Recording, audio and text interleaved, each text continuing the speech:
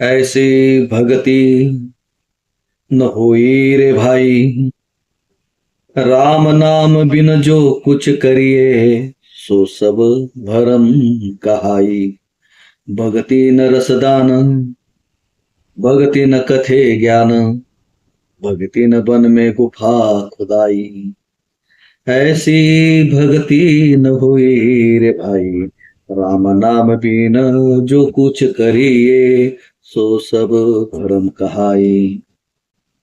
भक्ती म्हणजे नेमकं काय? बाह्य स्वरूपाने केलेली भक्ती ही भक्ती होत नाही. ती अंतरात्म्याने ती भक्ती करावी लागते. मनातून भक्ती करावी लागते.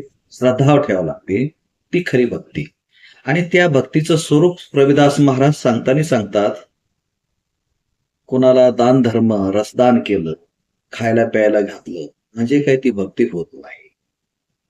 आणि काही कथा लावल्या, ग्रंथ लावला, पारायण केलं, म्हणून तीही भक्ती होत नाही.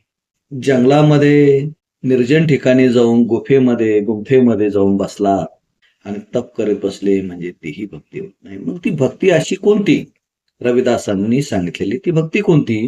ती भक्ती म्हणजे मनामध्ये जो आत्माराम वसलेला आहे, की ज्याच्यामुळे आपल्या शरीराला चैतन्य मिळालेलं आहे. ह्या पंचेंद्रिय जी आहेत, ह्या पंचेंद्रियाने मध्ये जो काही चैतन्याचा अंतर्मनामधून आत्मारामाच्या स्वरूपातून ती मिळवलेली भक्ती म्हणजे भक्ती होय. तर त्याला खऱ्या अर्थाने आपण अंतरात्म्यातून परमेश्वराला जाणून घेतलं पाहिजे, समजून घेतलं पाहिजे. जे आतमध्ये आहे ते बाह्य स्वरूपात सुद्धा तसंच पाहिलं पाहिजे. अंतरात्म्यामध्ये त्याचे वेगवेगळे विचार अशाने केल्याने ती भक्ती होत नाही. खरी भक्ती जी आहे, आपण अंतरात्म्याला विचारायचं, बाबा मी क्लिअर आहे का नाही, शुद्ध आहे का नाही, ही शक्ती. म्हणजे अशी भक्ती करायची, अशी भक्ती होत नाही की नामस्मरणाशिवाय, म्हणजे रामनाम जो जप नाम घेतला जातो, त्या राम नामाने जे स्मरण केल्याने, म्हणजे तुम्ही तुमचं कर्म करताना परमेश्वराचं नाव घेत चला, त्याच्यामध्ये आणखीन गती येईल, काम करण्याला ताकद तयार होईल. परमेश्वर तुमच्या प्रत्येक शब्दामध्ये, तुमच्या प्रत्येक कलेमध्ये, तुमच्या हातामध्ये, तुमच्या शरीरामध्ये पूर्ण त्याचा रामनामाचा एकदा संचार झाल्यानंतर प्रत्येक गोष्ट तुमच्यासाठी सहज साध्य होते. आणि ते जर नाम तुम्ही घेऊ शकले नाही, आणि मी भक्त आहे, जय श्रीराम म्हणतो, लोकांना याला त्याला म्हणतो, राम राम म्हणतो, जय कृष्ण म्हणतो, अल्लाह म्हणतो, वाहेगुरु म्हणतो, भगवंत म्हणतो, ईश्वर म्हणतो, काय म्हणायचं म्हण, परंतु तो फक्त खाली एक इतरांशी बोलताना फक्त एक संवाद साधण्याचं, एक फक्त नमस्कार करण्याचं एक तंत्र म्हणून स्वीकारतो. आणि त्यालाच असं म्हणतो की मी खरा त्या ह्या देवाचा, मी अमुक धर्माचा आहे, तमुक मी कट्टर आहे, फिट्टर आहे, काय असेल ते बोलते. तर रविदास म्हणतात, ह्या राम नाम घेतल्याशिवाय, नामस्मरण केल्याशिवाय तुमची भक्तीला काडी मात्र ही किंमत नाही. बाकी सगळा भ्रम आहे. हा भ्रम तुम्हाला तोडायचा असेल तर तुम्ही अंधश्रद्धेच्या नादी लागायचं नाही. खरी भक्ती कशात आहे, त्यासाठी रविदासांचं हे दुसरं पद. भगती न इंद्री बांधे, भगती न जोग साधे, भगती न इंद्री बांधे, भगती न जोग साधे, भगती न आहार घटाय, हे सब करम कहाई. गुरु माऊली दुसऱ्या पदामध्ये म्हणतात, भगती नायसी हासी, भगती नायसी हासी, भगती न आसा पासी, भगती नय सब कुल का न गवाई.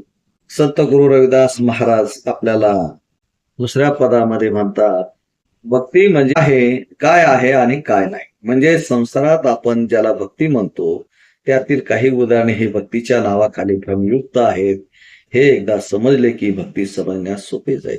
जगद्गुरु रविदासजी महाराजांच्या अभंगाचा अभ्यास करण्यापूर्वी आपण हे जाणून घेतले पाहिजे की जगद्गुरु रविदास महाराजांचा कार्यकाल व त्यावेळेची सामाजिक परिस्थिती, सामाजिक समस्या यांचा अभ्यास होणे आवश्यक आहे.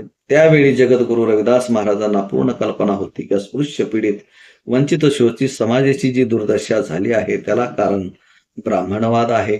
येथील धर्म व्यवस्था आहे, शिक्षणाचा अधिकार नाही, संपत्तीचा अधिकार नाही. सामाजिक, राजनैतिक, धार्मिक तथा आर्थिक स्वरूपाचा हा समाज पूर्ण पराधीन आहे, गुलाम आहे. सर्वात महत्वाचे बहुतेक ठिकाणी मुस्लिम राजांचे राज्य असल्याने त्या ठिकाणचे हिंदू त्यांचे गुलाम होते, तेव्हा स्पृश्य समाज हा तर गुलामांचा गुलाम होता व मुस्लिम राज्यकर्त्यांना याचे काही सोयीसुतक नव्हते. त्या काळी चर्मकार समाजाला स्पृश्य दर्जा होता. त्या काळी देशातील प्रमुख धर्म हिंदू व मुस्लिम असे दोन धर्म होते. मुस्लिम धर्मामध्ये अल्लाह एकच ईश्वर आणि एकेश्वर असल्याने अनेकांचा प्रश्नच येतच नव्हता. त्यामुळे ते एकत्र होते. राहिला हिंदू धर्म, हिंदू धर्मात अनेक ईश्वरीय नावांचा उल्लेख आढळतो. जाती व्यवस्था व वर्ण व्यवस्था ही आढळते. त्यामुळे हिंदू धर्म हा अनेक देवांच्या तथा उच्च निश्चितरांच्या फिरत अडकलेला होता. आपल्या पवित्र अमृतवाणीतून या सर्व नामांचा उल्लेख करून ही सर्व नामे एकाच प्रभूची आहेत. कदाचित असेच त्यांना सुचवायचे असावे की एकेश्वर रुजवायचा असावा असे दिसते. अभंग एकही एक अनेक होई, बिरसियो आनरे आन भोगू भरपुरी सू. परमेश्वर एकच आहे, तो अनेक रूपात अनेक नावात विराजमान आहे.